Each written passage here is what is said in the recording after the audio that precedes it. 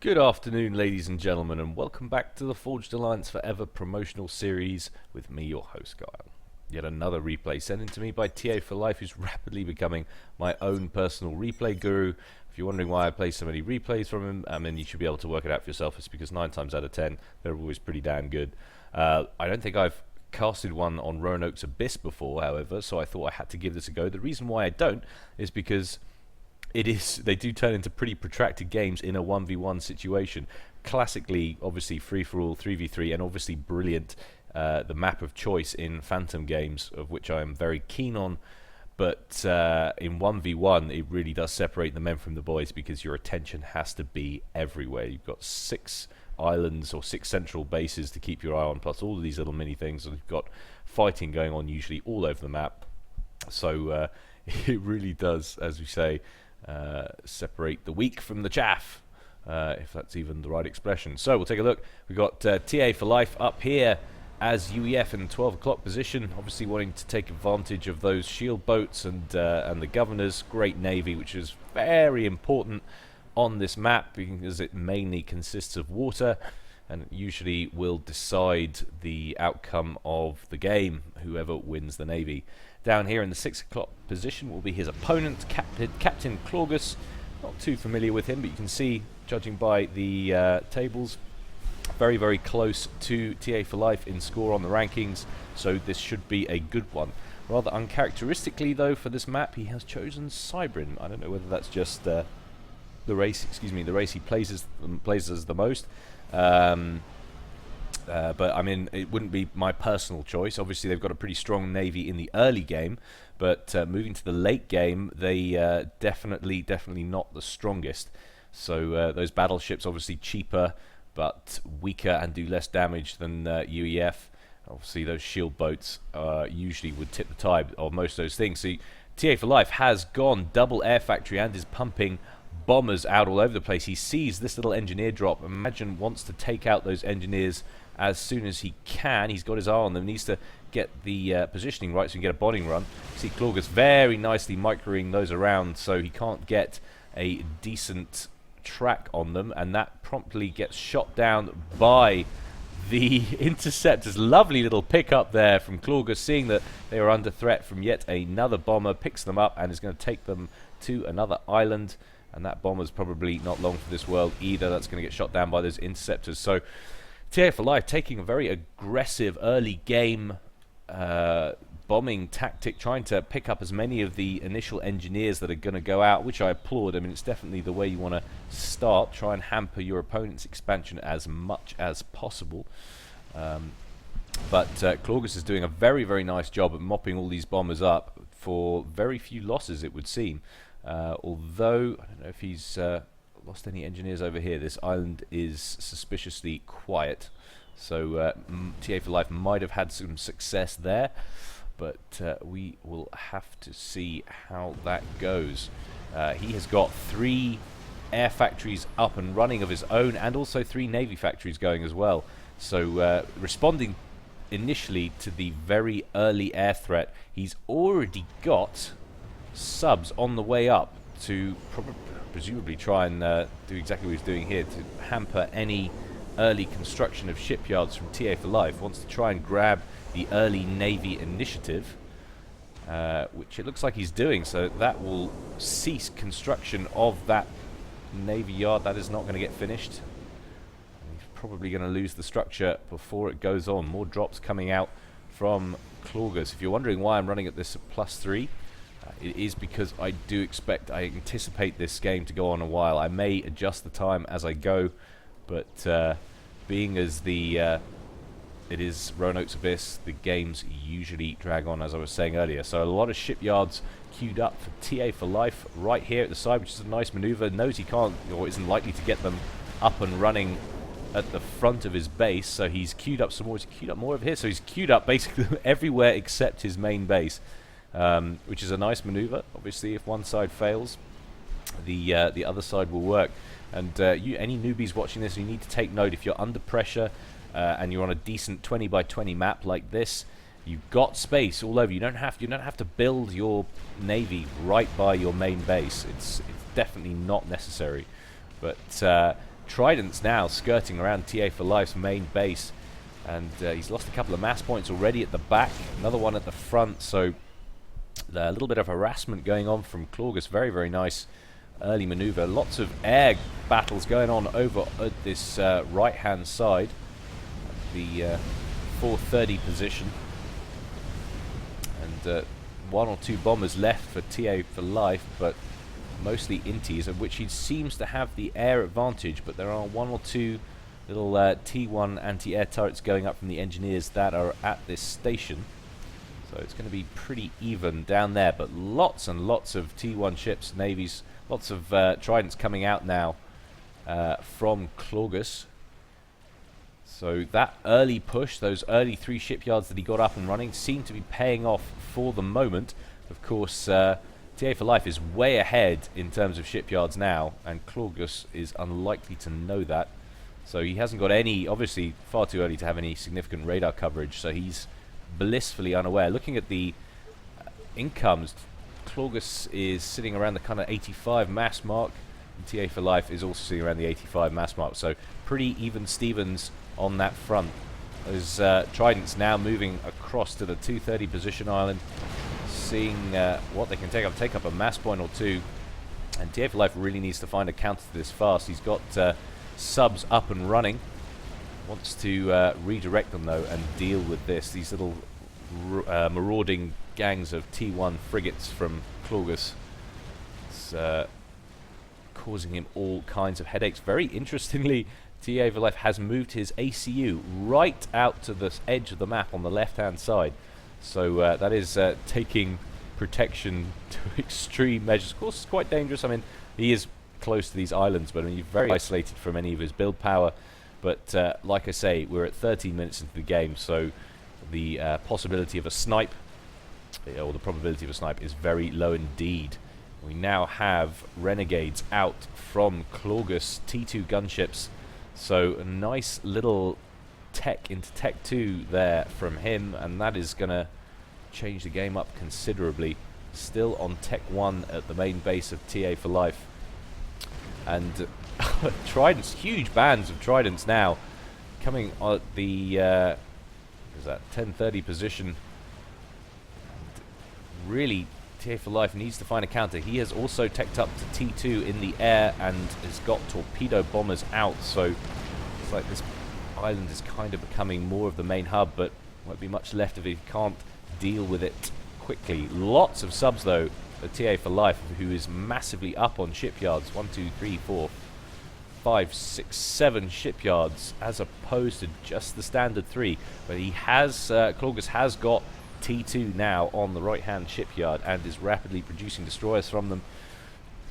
So we'll have to see if that makes a difference. Of course, Cyber and destroyers, super, super cool.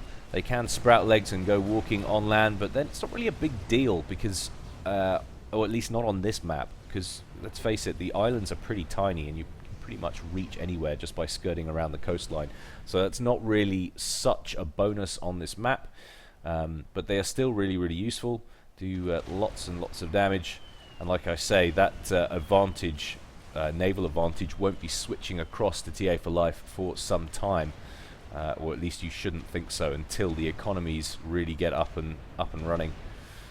TA4Life still repairing the damage, though that last attack getting some mass points up on this right-hand side. Lots and lots of air units out for him as well.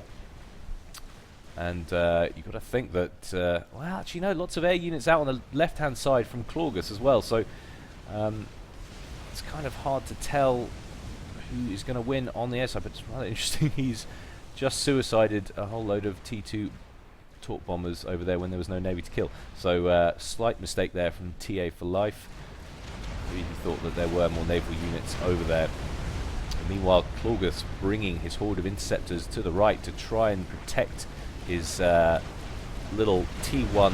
Oh, he's actually got some T2s. He's got Salem in there now as well. So his little navy band is building up nicely, and we'll have to see. That's the thing. It's so important to keep, once you've got an initiative, to not take losses. You want to do lots and lots of little tactical hits.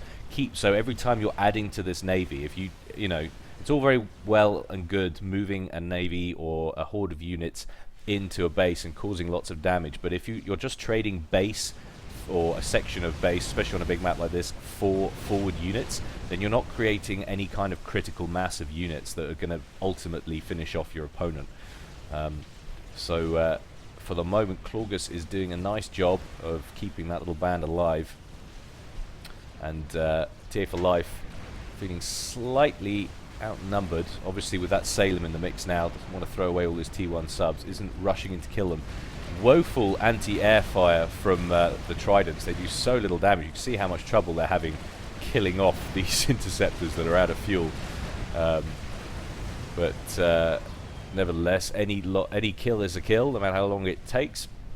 You see TA4Life just doing a little bit of recon work with his subs, just looking for any shipyards perhaps that he can pick off. a landed transport in the sea. They fired some torps up, but it promptly moved away. And now lots and lots of torp bombers and submarines trying to put a dent. They've actually done pretty well. And this is what I was talking about. This fleet has been thinned out considerably, and it was actually, that Salem was finished off by Lobo fire on the mainland. Probably wasn't a great idea. It wasn't intentional. Maybe he moved the whole band and it just naturally sprouted legs, but of course it operates much slower on land than it would on sea, as you would expect. If it had moved it away, he wouldn't have been in so much trouble. But I think this could be crucial. He's lost this whole forward navy now, so TA4Life firmly in command of this side of the map, where actually he was having problems before, and now you have to think from a map control perspective. Things looking quite nice for TA4Life. Little engineer drop on the right hand side. ChlorGas trying to counter with producing some Mantis from that factory, but they've managed to get a couple of T1 PD, and I think that's going to be the end of that island, and that's crucial. You really want to hold on to the central island as much as possible, because they've got 1, 2, 3, 4, 5, 6, 7, 8 mass points on every single one. That's a lot of mass that ChlorGas is now without, and TA4Life could soon be in possession of. So, and again, Salem and Tridents pushed far too far up without adequate air support. Perhaps they got defeated in an earlier battle. You can see him rapidly producing as many as possible, trying to get back the air initiative from TA4Life. But if he hadn't, it could be game-changing. If he hadn't thrown away those two sections now, you can imagine the size of his navy. It'd be pretty hefty, and he could basically go where he pleased. All he would need to focus on is continuing to build from these 3 factories that he's got here in terms of navy, and just gaining the air advantage, and he would be in a very, very nice position indeed. But yeah, I think 1 or 2 mistakes there from ChlorGas, definitely. And now pretty significant air wing from TA4Life, just kind of skirting on the outside, doesn't want to be drawing any fire, any flak. You can see we've got bangers and should be some stationary, yeah, some stationary T1 anti-air there, so he doesn't want to be fighting over the island, but he has managed to draw those inties off. They've actually gone after the torp bombers, as you would expect, trying to cause as much damage as possible. Meanwhile, a pretty significant push from TA4Life in terms of subs, trying to take as many of these T2 units. There's got a few cruisers in the mix now as well. Obviously, that is in an attempt more than to attack any of the islands. That is an attempt to deal with this air issue that ChlorGas now finds himself in. He's massively outgunned on the air front. So, and it's interesting because he did have T2, but he's obviously, you know, having lost this island, which has now been firmly populated by TA4Life, he's just going to struggle to have the economy to keep up with it. And you can see we've got Stingers out now for TA4Life. That is going to be interesting. Have to see what he goes after. He's going to just literally hoover up some of these mass points at the bottom side of this map, the bottom edge of the map. Going for what's vulnerable. Well, there's no real danger. Well, having said that, it's a small group of inties coming in to try and attack. It would be great if TA could bring in some reinforcements, which he does. They have overshot slightly. But a lot of TA4Life's interceptors now very, very low on fuel. You can see they're pretty much ineffectual at this point when it gets down to this level. Just not able to keep up with their opponents. But these Stingers doing a lovely job. Looks like they've taken down 1 or 2 cruisers, the odd Salem. ChlorGas rapidly running out of map to work in. Just 1 counterintelligence boat's a Mermaid, and a Salem and a Trident, just causing a few trouble. Obviously, TA4Life's attention is firmly fixed on causing as much damage to the production ChlorGas as possible. At the 30-minute mark, you've got to feel like the game is firmly in TA4Life's grasp.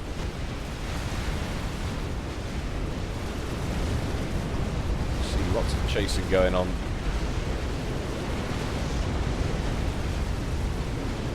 It doesn't look like TA4Life has the firepower to finish off these last few units. Coming in now with some Janus to help deal with it. I'd like to see him go after some of these engineers, which he does, and that will really hamper the build power of that T2 factory. Obviously, two of these factories gone down already. TA4Life wants this navy out of commission, which I think is a smart move. I'd like to see him deal with this because it's effectively neutralized this entire island. He's lost 1, 2, 3, 4 mass points already.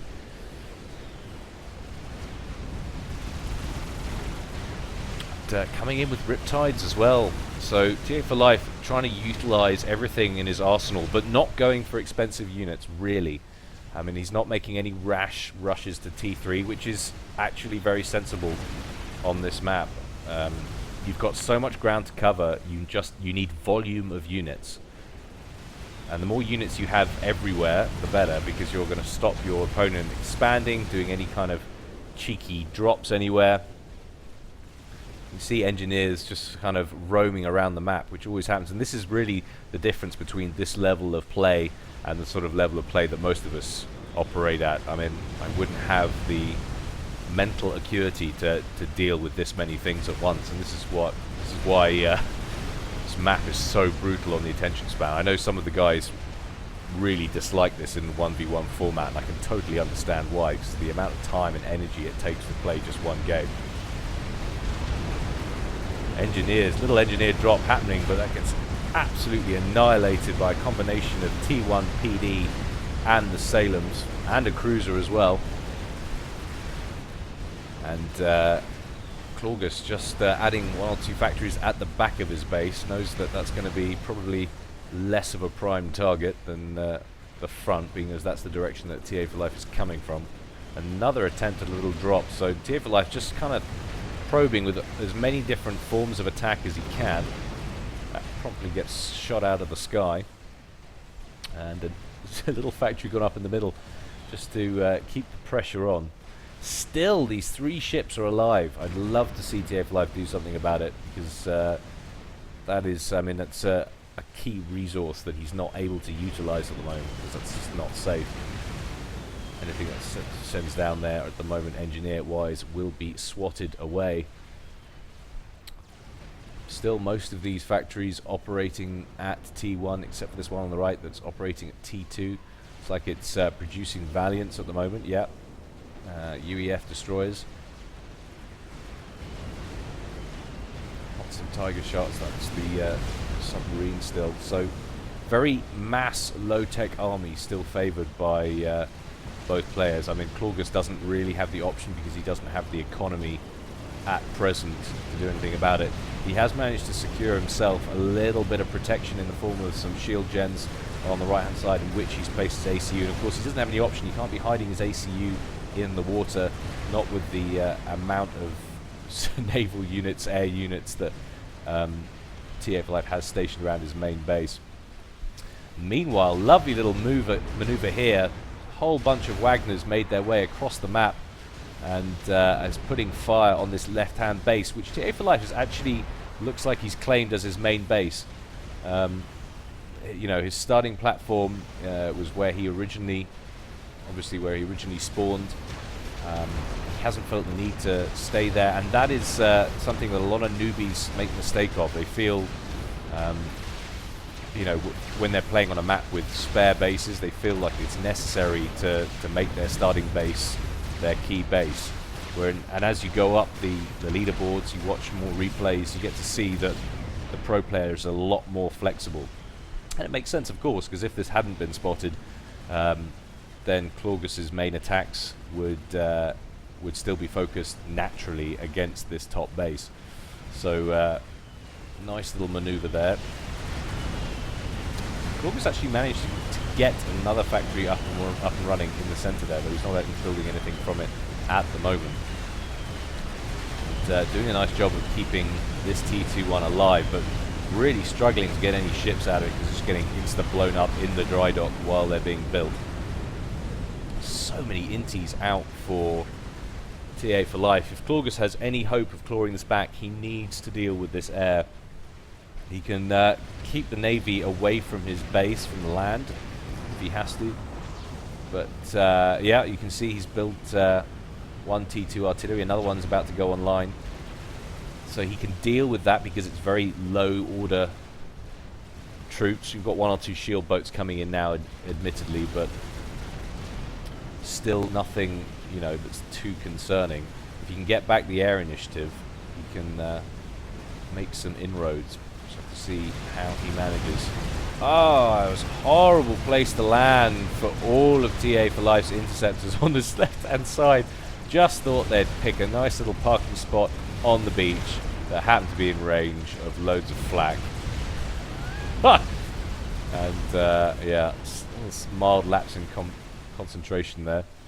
But I think TA4Life's so far ahead at this point, I don't think it's going to be a huge problem. More Wagners coming up onto this central island. They're probably going to take this mass point and perhaps this factory with it. So Chlorgas doing what he can to hamper, and still this Salem is alive. I can't believe it. TA, please deal with it. But Mermaid is probably what's throwing everything off. I don't think he's even got any significant radar coverage on this side of the map, so it's just not. I mean, there's other stuff going on.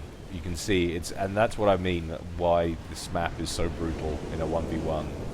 You know, you're playing a 3v3, you're playing a Phantom, you've got pretty you might have one or two guys you're attacking at a time, but when you've got the whole map to be concerned about, and you're not just concerned about where your opponent's like offensive units are, you're also concerned with them expanding.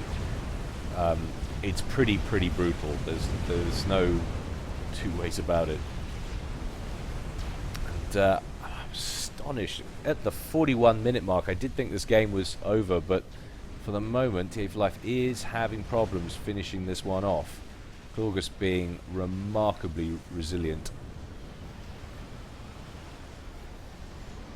so you have to applaud him for that. He's now working on Barracudas, the T2 submarine.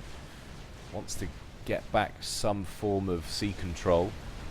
I still think he needs to focus on air for the moment. If he can get back air, it's going to make you know, control. And he has actually, so he has hit T3 on the air factory. Let's have a look at TA4Life, see what he's doing there. These Wagners still going, so they've carved a little path up. They didn't finish this factory off. They didn't stop on that island. Literally just kept going.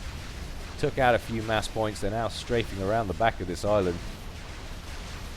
And this is what I mean, you know, something like this when you haven't got anything in the area to deal with it. Although he's got 5 Stingers just sitting there, and they'd be ideal to deal with it. And of course they're going to go up by themselves, so it's rather unfortunate of those Wagners to run into those. But this is what I mean, it's just so brutal. Your attention can't be everywhere. Absolutely brutal map.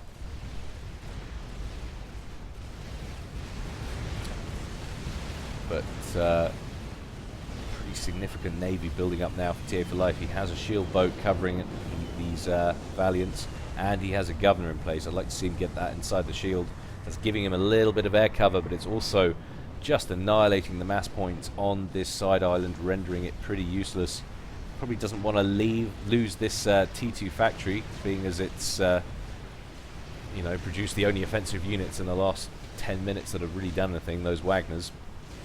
But it's quite difficult. He's working on getting some tactical missile defenses up and running. You can see he's queued up a shield as well, but I'm not sure it's going to save that factory. But he does force a little engagement which should give him enough time to get that up and running. So nice little maneuver there. It's not always about winning every engagement. Sometimes you just have to do enough to get another objective up and running, but very unlucky on the timing there. Literally just about to get that shield online. The missiles absolutely annihilate it. I know TA4Life loves his governors. I have one or two discussions about which is better, the cruiser for Seraphim or the cruiser for UEF. And TA4Life definitely favours the UEF cruiser because it's got such good TMD. But I personally prefer the Seraphim cruiser because it does a little bit more damage with its missiles, and not only that, it's got much better anti-air defense, and that's generally the kind of counter that you see more often than not. If you've dealt with the Navy threat, that's usually what people come after you with, is air. And you can see actually ChlorGas has tried to change things up. He's now going hardcore ASF production. That is what he's, so he's really trying to gain back the air initiative now, and if he can do that, he might not just be out of this game. And you can see how well the little mermaid and Salem did. They managed to clean up the little PD, took out the factory, and a quick engineer drop, and ChlorGas has got this back, and now he's going to finish up these engineers who are reclaiming one of the naval factories, but not in time to save the naval factory. Very cheeky there from TA. So, astonishingly, ChlorGas has almost got the map back to evens, but I'm not sure I would say that, because at the same time he's devoted a little bit of resources over here on the right hand side, but it has lost him this left island. And whilst possibly being in with a shot of getting back air control, you see the problem is now is that TA4Life is now producing governors at quite an accelerated rate, and that's going to cut down his ability to deal with the Navy from air. If he'd have gone a little bit earlier, he might have been able to make pretty significant headway, but the margins are so, you know, so small, and he just might not have had the economy to do it. He might have been focusing, his game plan was probably to get this back, get up to a modular, and then start production of more heavy stuff. Huge Lobo drop though from TA4Life. Holy crap. Which is quite true because there's actually nothing left on this island. So that's pretty secure now. You can't imagine ChlorGas is going to be doing any more drops, but of course he could sit out of range with some cruisers and maybe some Salems and take hot shots, but my god, how many Lobos is that? 80 Lobos! Are you freaking kidding me? But look at the number plummet down to 70, 69, 68 as they probably get picked off. These governors are going to have to retreat if they want to stay alive, which they promptly do. Torp bombers out in number for TA, but ChlorGas is going to get his ASFs involved. Interestingly, hasn't got the stealth mode activated, which I don't know if he has the power to do. If we look at his economy, he's doing alright on power.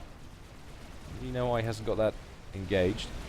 And goes up here and is definitely, if he hasn't seen already, is now going to spot TA4Life's ACU. So he knows that that's where he's hiding, at least, if he didn't already. But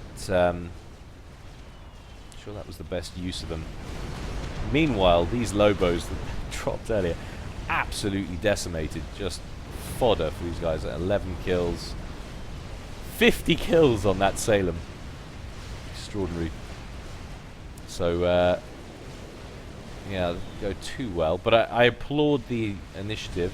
It's definitely exciting to watch all these different styles of attack, and it's what you have to do on a map like this. You're just not going to get very far without it. TA4Life doing cheeky little grabs down here. Has captured one of ChlorGas' mass extractors. ChlorGas actually has strap bombers out. So, it's quite extraordinary. He's trying to do some kind of harassment. I think he feels like he's got enough air power to protect them, so why not? And that might be true, but of course TA4Life is going to go pretty hardcore air production. He's not teching up though. He has one T2 air factory over here on the left-hand side, which is currently producing torque bombers.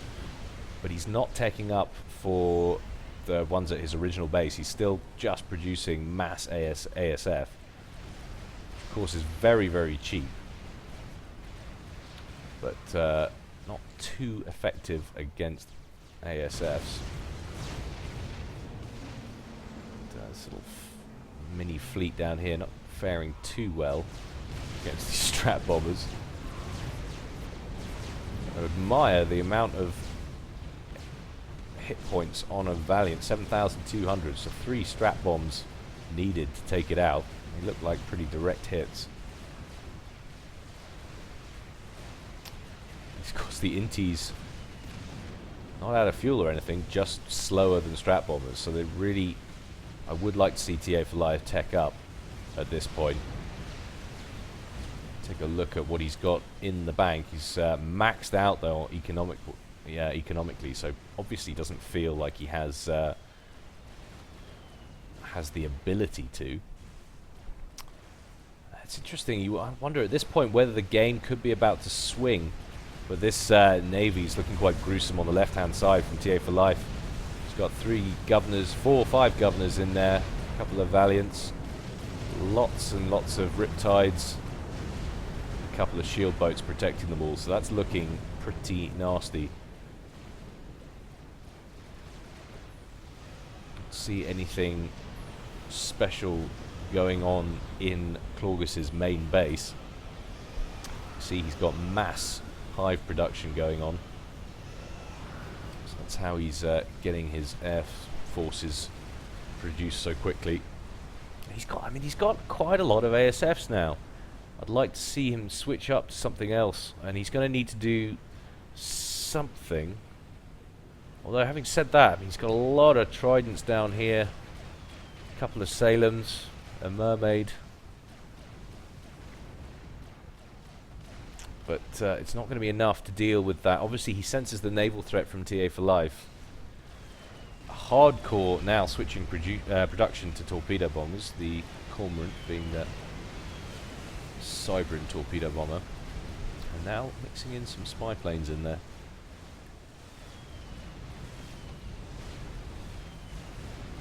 What he really needs to do is he really needs to get 1 or 2 factories, other factories teched up naval wise, and I'd like to see him go mass Barracuda,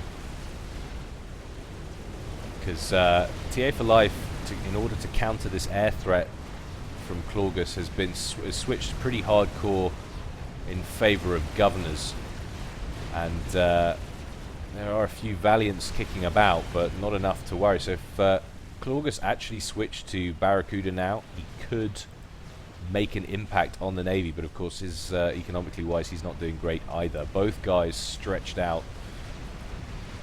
and oh, please turn your stealth on. I suppose it doesn't really matter at this point. I mean, he doesn't know what kind of radar coverage TA4Life has. He can't know, to be fair. Not for certain. But perhaps he's worried about the amount of power. He's quite a bit of power. It shouldn't deplete it. It's always worth it. It's one of the few advantages that Cybran have. Might as well use it. You can see he's switched on now on this group up here. It looks like he's going for some kind of snipe, but he's only got 3 strat bombers. He's got a couple of torpedo bombers up here. There's a lot of shields around there. I don't like this play. Has he got any? No SAM sites at the moment that I can see. He's got a lot of T1 anti-air though. So, oh, that's alive, but instantly the SAMs start production. So TA4Life doesn't go running for the water. He just holds his nerve. Does get a direct hit, but the SAM launcher is still alive, and that's the end of the strat bombers. You see, and he's got 2 more down here. Now you see, if Chlorgas hadn't been so impulsive there, obviously he's under threat. He knows he's lost map control. He probably senses the end is inevitable. If he'd have produced, I'd like to have seen him produce another 7 or 8 strat bombers, including these 2, and just send them all in together. He could have ended the game right there. That's very unfortunate for him, because I don't think he's going to get another shot at it. And a snipe was probably the right call at this point, because TA4Life sitting on, what are we talking? It's on 155 mass. Supposed to 169 mass. So actually, Chlorgas obviously teched up in his main base in terms of mass extract. It's got a T3, T3, T3, almost all T3s, one T2 on the left-hand side. So he's looking this kind of little Stalingrad fortification going on at the bottom down here, but he's lost all of his units. He's just not got the firepower to deal at this point, and the map control is so firmly in TA's hands. 21 kills on the Salem. Oh, but he wasn't watching, and gets Loboed to death. So the Lobos enact their revenge on the 430 position. See fleets just skirting around each other. The game now breaking the 1 hour mark in game time. So obviously we're running at +2, have been running at +3 for part of it. Had to slow it down in the middle because there was just too many things happening. Do apologise if I missed any stuff, guys. Hope you can keep up. But, I don't think that's a critical mass of ASFs at all. Looks like Chlorgas is going to lose those. So many governors under there. She pulls them out in time. And this is a very nasty looking fleet now for TA. Mass torpedo bomber runs coming in over the top. Focusing down on the cruisers, it looks like. One shield boat either depleted or down. Other boats running for cover under the other shields. Another one coming in to reinforce from behind. Huge stream of T1 inties just being insta-produced out of this central air factory from TA. Yeah, we've got this many units. You know, he knows that Chlorgas doesn't have the economy to get back on top now in terms of numbers, so, you know, why waste time? I mean, if you take a look at it, TA4Life, he's producing en masse interceptors that cost 50 mass apiece, as opposed to Chlorgas. I should know these, but I don't. 400 mass a pop, and he's operating off one island as opposed to TA that's got all the others. So he just, you know, when you make that kind of calculation, you know that TA just doesn't need to expend mass energy time from teching up. He just needs to continue to spam. He has, however, teched up one of his sea factories. Where have we got? Yeah, this is now a T31 on the right hand side, and he's producing battleships and battle cruisers. Mainly battle cruisers at the moment. Yeah, so he just wants to thin out the ships. Slow this down a little.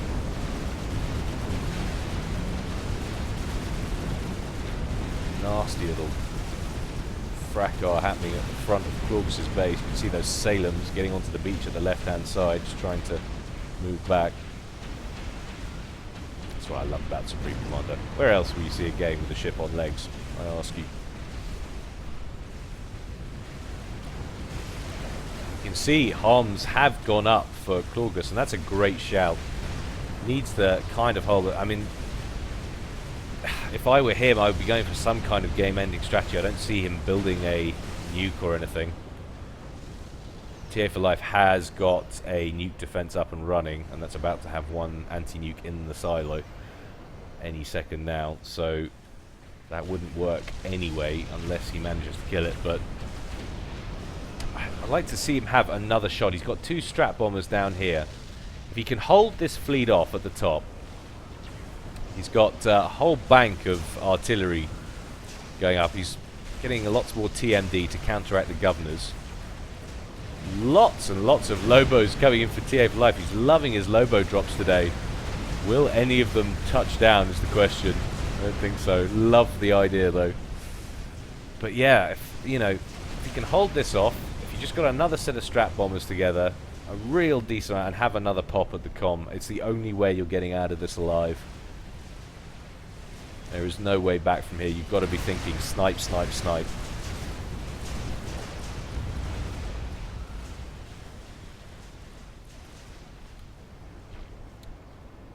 It is tough, though. It's a very, very tough one to get.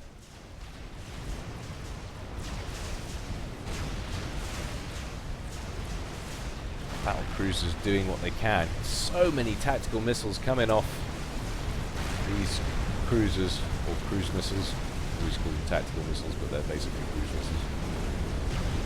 And ChlorGas just kind of sacrificing a whole bunch of T1 units, trying to put some fire on these governors. Actually focusing on the battle cruiser. It's also taking quite a lot of fire from the land-based artillery batteries. He's going to micro that out of the way. See the interceptors just plummeting out of the sky.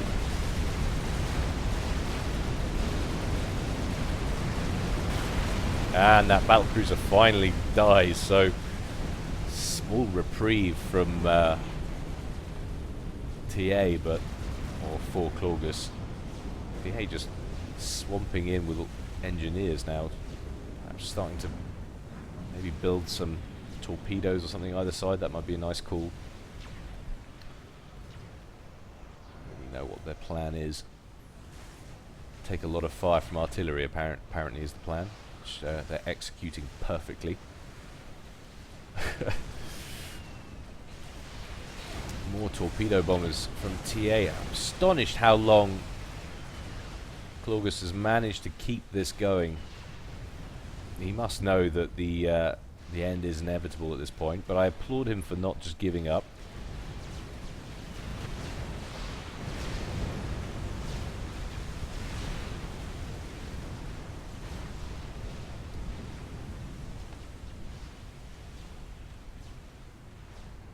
Battleships now being produced for TA, and this could be a game change. Obviously he's had issues with those land-based batteries and knows that he needs to get some standoff capability of his own. And he sits a bunch of those behind the shields, and that could be problems for ChlorGas, as if he hasn't got enough problems already, but that could be the final problem. Of course, that battleship takes down those banks of TMDs in here, and then the base is entirely vulnerable to cruise missile fire.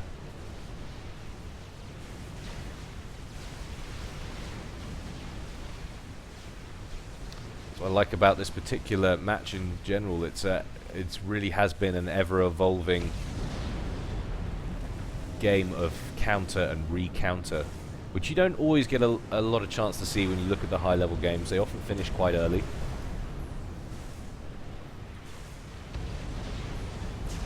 You know, because the players are more often than not so efficient at what they're doing, and it's inevitable as well when you have much more confined space. But when you have a larger map like this with so many different avenues of attack and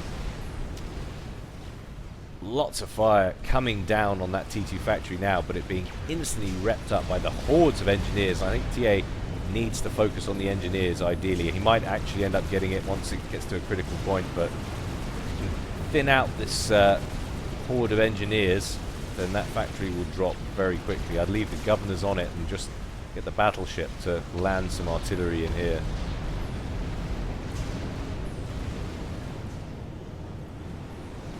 So Barracuda's now out on the right hand side, and a couple of Salems as well.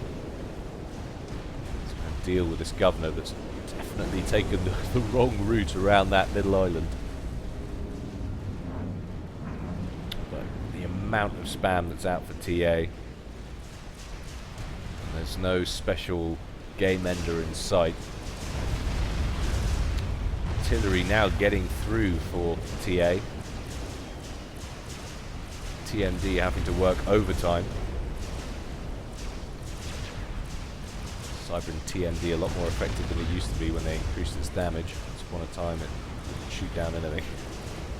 At least not one-on-one anyway.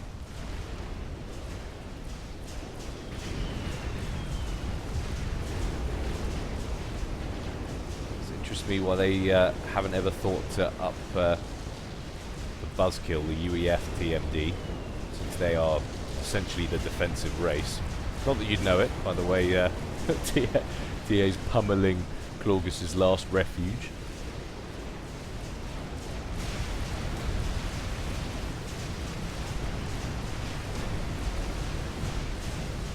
Last couple of ASFs go down. It's astonishing. TA just can't finish. We're approaching the 1 hour 15-minute mark of game time.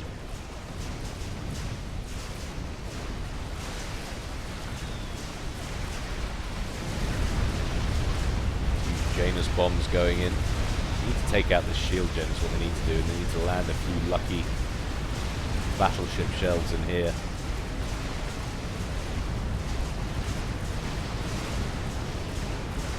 We're just instantly trying to get a new shield gen up. Check this one.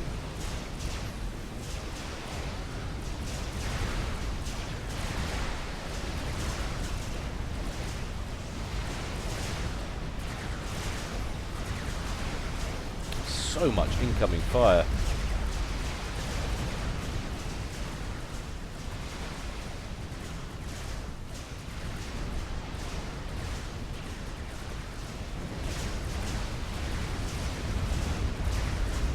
These hives that were assisting the naval plants slowly taking damage, and there goes two shield gens and a few of the TMDs, and now this is going to spell trouble for Chlorgas. He's been building factory after factory down here at the back of his island.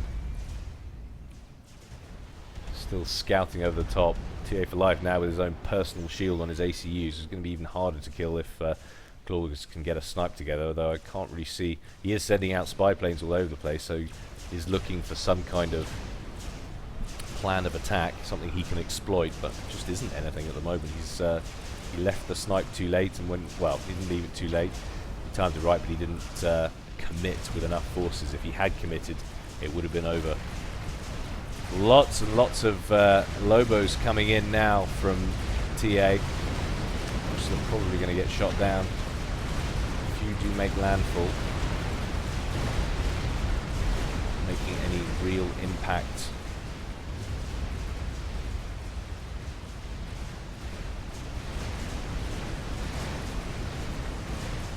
Two battleships now sitting outside the front of Chlorgas' base. You can see the shields going down.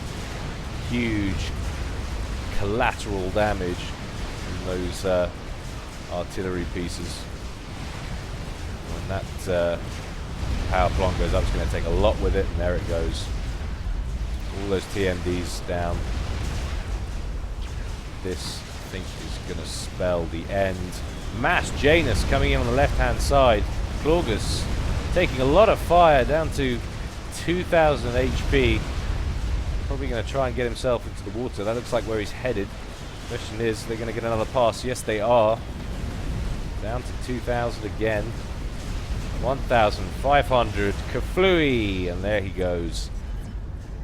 Well, props to you, Chlorgas. You held on for a long, long time. TA4Life, you just don't die. No, he didn't. That was outrageous. Well, I hope you guys enjoyed that. I certainly did. I've got one or two other replays on the back burner that people have sent in that I'm going to be trying to get up and running in the next few days. So if you have sent one to me, I may well be popping it up, so look out for that. If you haven't, do feel free to send me in replays. Like I say, I have been casting mostly top-ranked ladder matches, but you know, that's it's not the only ones I do. I do some average Joes as well, so it doesn't matter who you are. Send me the replay. I'll have a look. Can't promise to cast it, but I will have a look. Also, if you do use Facebook and you haven't liked the Forged Alliance Forever Facebook page that was set up by Annual, please head on over there and do it. It's a great place to chat and get up different things that people post, upcoming tournaments, collect media, different people's casts, that kind of thing. So that's a good place to do it. Incidentally, if you've come across these casts, I know this might be a bit boring for everybody else, if you've come across these casts and you're wondering what all this is, the game is Supreme Commander Forged Alliance. It is available on Steam for £10. Obviously, it varies from region to region. Don't know what it'll be necessarily in your local currency, but reasonable nonetheless, because it is, in my opinion, the finest RTS ever made. The FAF project is the new community-based client that was set up by ZPilot and a few other people. And when GPG pulled support for the game, Zep took over, designed a whole new multiplayer client, which was far superior to what was in the original. It's one of the best pieces of software I've ever seen. Community, in fact, I think it is the best piece of community-made software I've seen for any game ever. It's astonishingly good. So if you don't already play and you like these vids, do come along and check us out. But for me, that is me done. So until next time, this is me signing off.